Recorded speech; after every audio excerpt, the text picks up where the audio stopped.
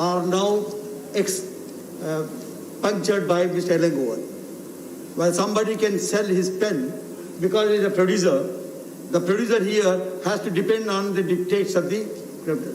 Sir, whatever it is, before I speak on the subject, let me refer to what the minister has said. The minister says it is a historic bill. Why historic? It is a revolutionary bill. You have changed the very character of this country. The cultural country, a country whose culture is agriculture, is now being sold to corporate. So corporate, you have made the agriculture country into a corporate country. Now that is a revolutionary thing. You have not only brought the historic here. Sir, you are saying the freedom to sell is given to the farmer. The freedom to sell is given. Freedom to fix the price, as Elangovan said, is not given to us. Please understand the conditions, the realities of the farmer in this country.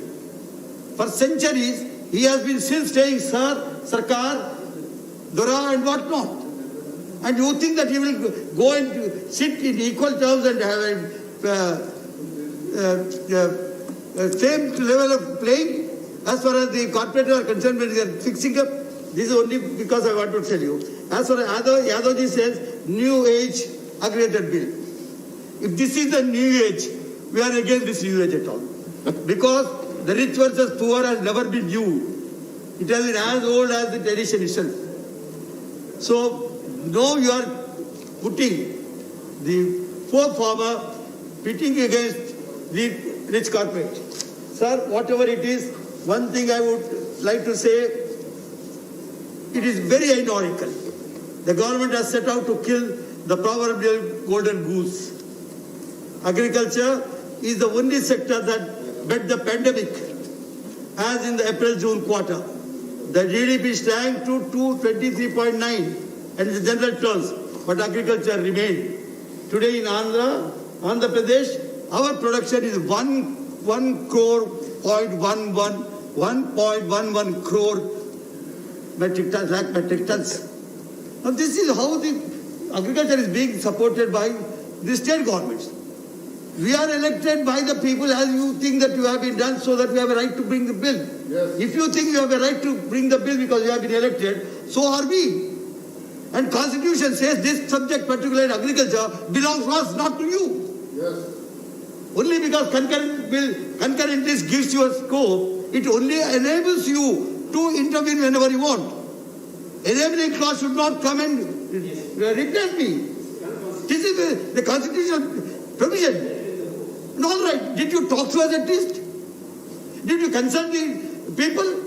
Punjab, and I tell you, Punjab is popular because it is an agriculture country, it has a lot of things. But as compared to Telangana today, we have something like 69 lakh farmers, whom we give every year 10,000 rupees as a Raitu Bandhu. Why are we giving this? Because we want to build up our farmers. We want to build up our economy. We want to build up our state. This we were involved in. You are talking of the, Mr. Yadav says, no, we have the something like food producers organization. Sir, we have already got those things. Very recently, we have developed our own thing known as what is as Samanvaya Samitis. We are dividing the state into clusters. And these clusters are today as many as each 5,000 acres becomes one cluster and in charge of an agriculture extension officer. And we have 165,000 members in this cluster. Why I am saying this is not the because bill. Let the minister know, let the central government know that we know about agriculture as much as you do, if not more. And once we know about it, we are fending for that sector and we are doing whatever we need be. And we are being sustained by that. Sir, I thought, what is the time you have to be that you tell me? Sir, 6 minutes, sir. Very good, thank you, sir. So, ever since the Parliament of Telangana, this has been our concern.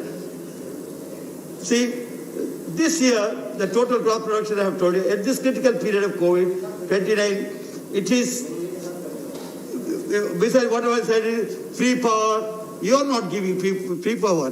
You are not even helping us. You don't fund us. Even the funds that we have a right that the GST is not yet given. And you are trying to talk to us about the issues how we should manage. Sir,